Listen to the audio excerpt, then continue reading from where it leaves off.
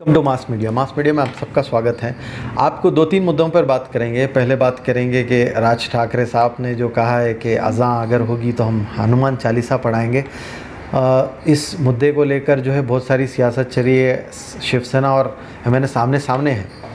लेकिन इस मुद्दे से ज़्यादा इम्पोर्टेंट मुद्दा ये है कि आपकी जो घर की रसोई है, इसमें जो एलपीजी जो लगता है, इसके रेट्स बढ़ चुके हैं और काफ़ी सारे ऐसे चीज़ें हो रहे हैं जो आपको मालूम नहीं है। धीरे जब आप लाइफ अपनी लीड कर रहे हैं तो आपकी सैलरी जस की तस है, आपकी इनकम जस की तस है, लेकिन आपकी जो अखराजात हैं, जो एक्सपेंडिचर्स हैं, वो बढ़ते जा रहे हैं। तो ये ज़्यादा बड़ा मुद्दा है, हम आपको बताना चाहेंगे।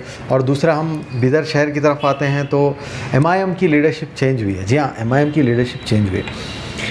हमारा सवाल बिल्कुल सीधा और सटीक है, क्या एमआईएम की सदारत चेंज कर एमआईएम ने एक बड़ा रुख तय किया है 2023 के इलेक्शन की ओर? क्योंकि मंसूर अहमद कादरी साहब पिछले 11 साल से बिदर के टाउन के प्रेसिडेंट थे और अचानक से उन्हें बिना बताए, उनको कुछ इत्तला दिए बग़ैर अब्दुल अज़ीज़ मुन्ना साहब का प्रमोशन किया जाता है और उनको डिस्ट्रिक्ट का सदर बना दिया जाता है।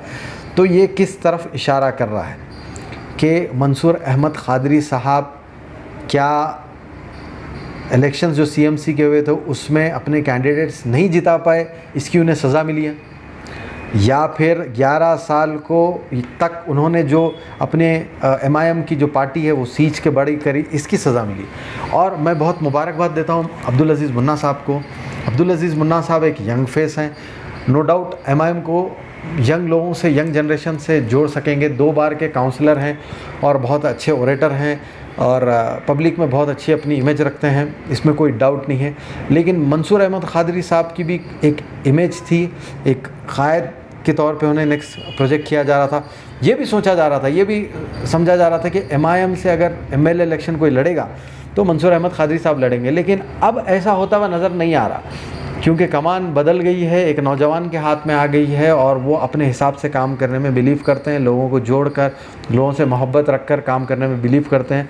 तो एमआईएम के इस रुख को चेंज होते हुए देखना, अगले सियासत 2023 में एक नए चेहरे को उभार रही है क्या एमआईएम? यहाँ से इलेक्शन लड़ाना चाह रही है क्या, या फिर किसी पुराने को लाना चाह रही है, ऐसा कुछ कर रही है, देखना होगा। लेकिन ये चेंज बहुत बड़ा मैसेज है बिदर के लोगों के लिए, ख़ासकर जो एमआईएम से वाबस्ता थे। तो ये सही होगा या गलत होगा, हमें आगे मालूम पड़ेगा। हम बहुत शुभकामनाएं देते हैं अब्दुल अज़ीज़ मुन्ना साहब को, और बिल्कुल हम ये सोचते हैं कि अगला स्टेप हम ज़रूर कवर करेंगे मंसूर अहमद कादरी साहब का, कि क्या होगा। वो फ़िलहाल बेंगलोर में, उन्होंने कहा है जिस तरह से वो बिदर आ जाते हैं तो वो अगला स्टेप या फिर अपनी जो भी बात है वो रखेंगे। ऐसे ही न्यूज़ के लिए देखते रहिए मास मीडिया।